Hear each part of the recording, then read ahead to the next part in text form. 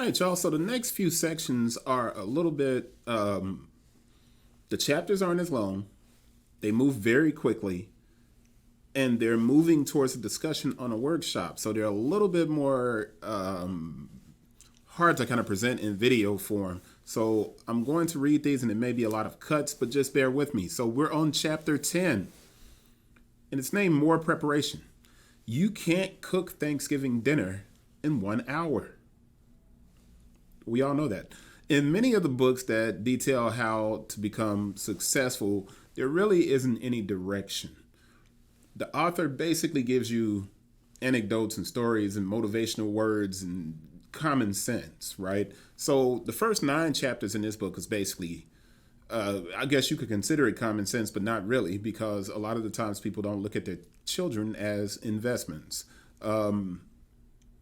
This section now, starting with 10, I'm going to give you this workshop.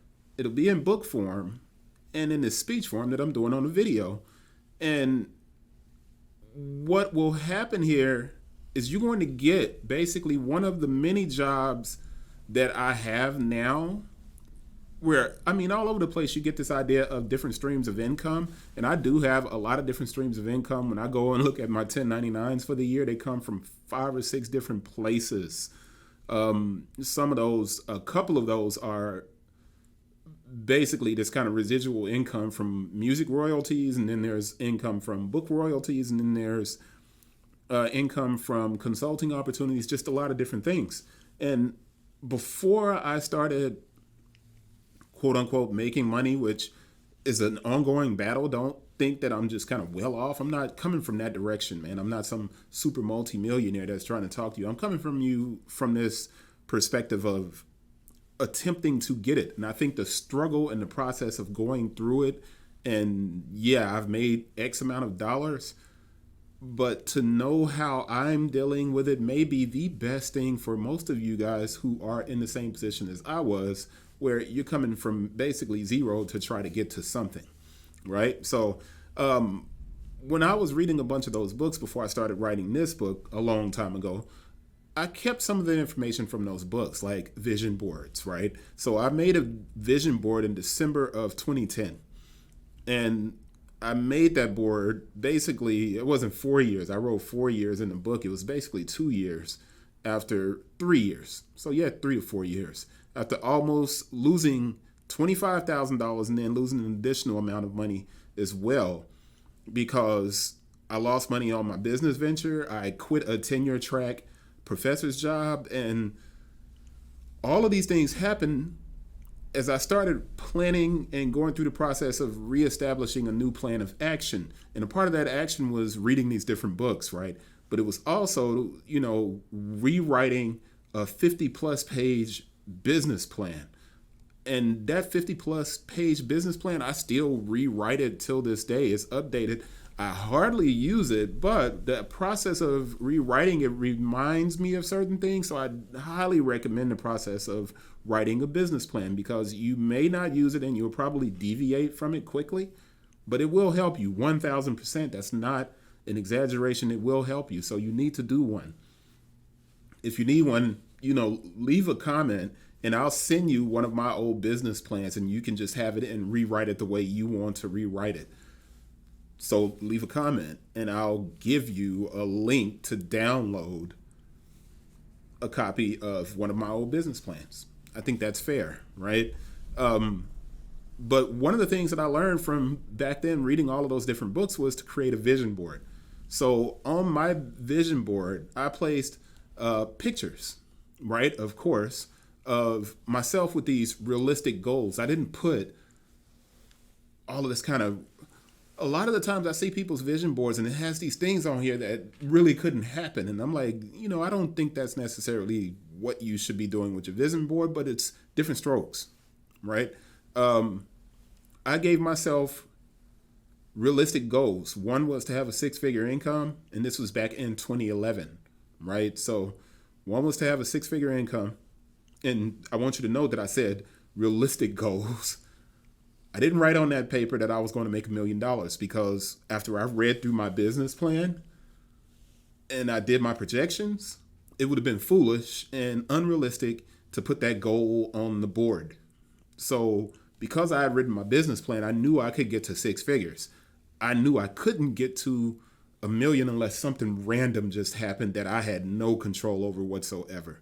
So on this rectangular vision board, I put my blogs, which is arch-usa.com and cbpublish.com. I put book signings and book sales for my novels, poetry, and nonfiction.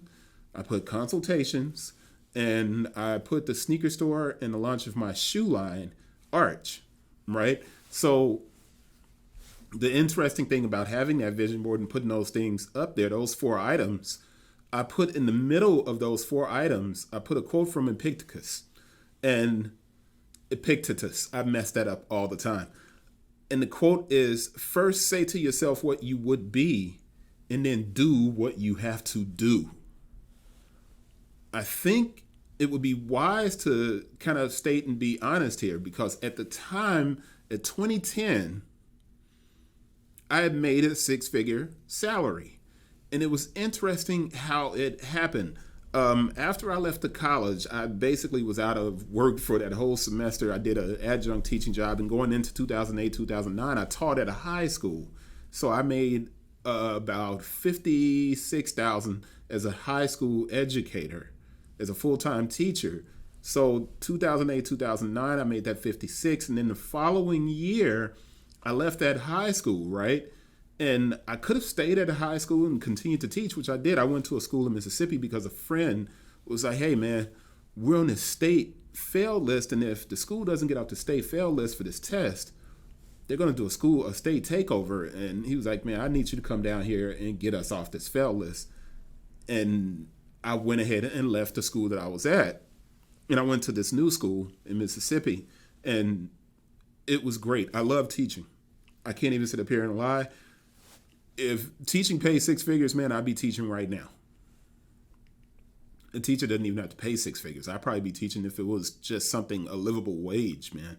But it just, they don't pay enough for teachers, man. But I love teaching. I love being in the classroom, man. I love seeing students get it. It's one of the most amazing feelings you can have. It just doesn't pay enough money, man. Another problem with schools, right?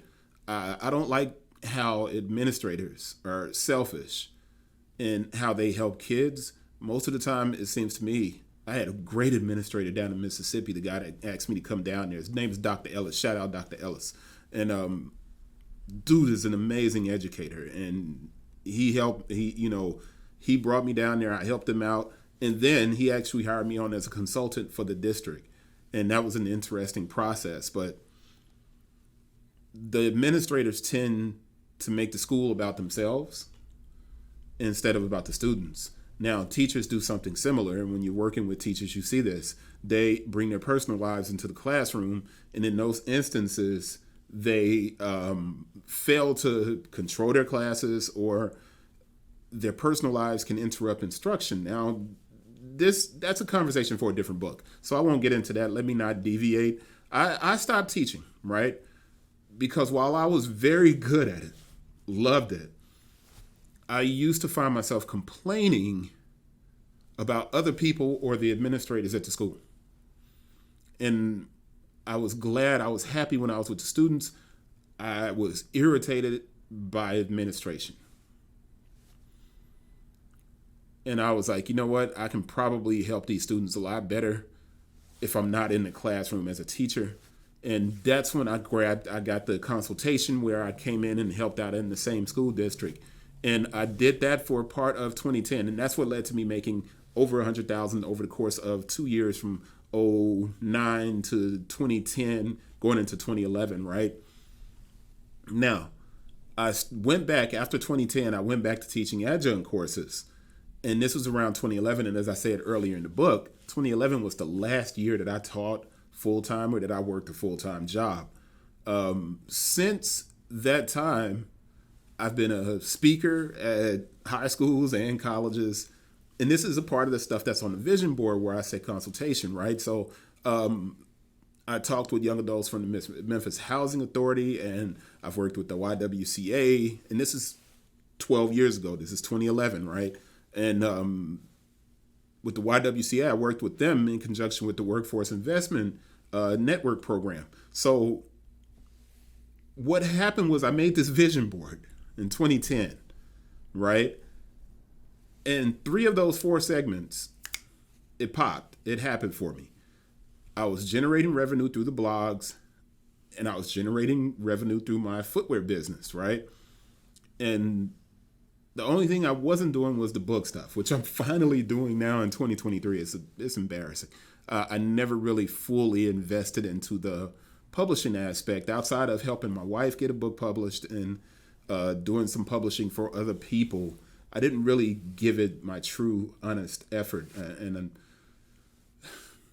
I should have. I've always wanted to, but how can I get you guys to the point where you're going to develop your own 1 hour to wealth plan? So way back then, I started putting in 15 minutes a day on a particular thing, just staying focused on that one thing until I reached an hour every day invested. Now, I could go over that time sometimes, and I was okay with that. So it's not sticking strictly to an hour, but it's saying give at least an hour a day to whatever it is that you want to accomplish. So how do you get to the point where you develop this 1 hour to wealth program? And I know by now you realize to me that wealth is an investment into your children and not necessarily into creating financial gains. But I have to keep mentioning this, that I want you guys to make money. And the best way to do that is to provide information that moves you towards that process. So like I said, this section coming up, it's not going to be easily approached, man. It's going to be a lot of different stuff here, and I'll be moving around, but I want you to stick with me and roll with me on this, okay? So I'll present this workshop format for basically creating your online branding. And here's the cool thing about it. If this was 10 or 12 years ago, I keep saying 15, I apologize, it would only be $100. It's for your website hosting, but that's getting a little bit ahead of time. Now, website hosting is between $150 to $200 with Bluehost and all these different sites. But cool piece of information. For a while, I was checking out this dude, Gary Vaynerchuk, right? And this is 2010 or so. He's huge now. Before, he was not very big. He didn't have like all of these followers and stuff and didn't have all of these businesses. So at the time, he had written this book and it was called Crushing It, right? And I highly recommend reading that book, Crushing It. Highly recommend it. I'll put a link in the description down here for you guys to click through and buy a copy of it. Highly recommend it. And after you read that book, I'm suggesting you read a book called Rework by a team over at this website, 37signals.com. So I'm giving you 2 books right now to check out. Now, reading those books will allow you to reinforce a lot of the ideas that I'm presenting. Things overlap, they always do. But that $100 that I'm asking you to spend, that will be $150 to $200 now. That's going to be on hosting service for your website. All right. It's important that you get yourself a website in order for this workshop to work. And if you follow along, you have a website, you build it, you're going to be in good shape. But that is the end of this chapter. You can't run out and grab a website right now and just follow along in the next chapter. But I'm going to read the next chapter exactly as if you did so. But just stick with me. These sections are going to be a lot different from the first 9 chapters. Let's move on to chapter 11.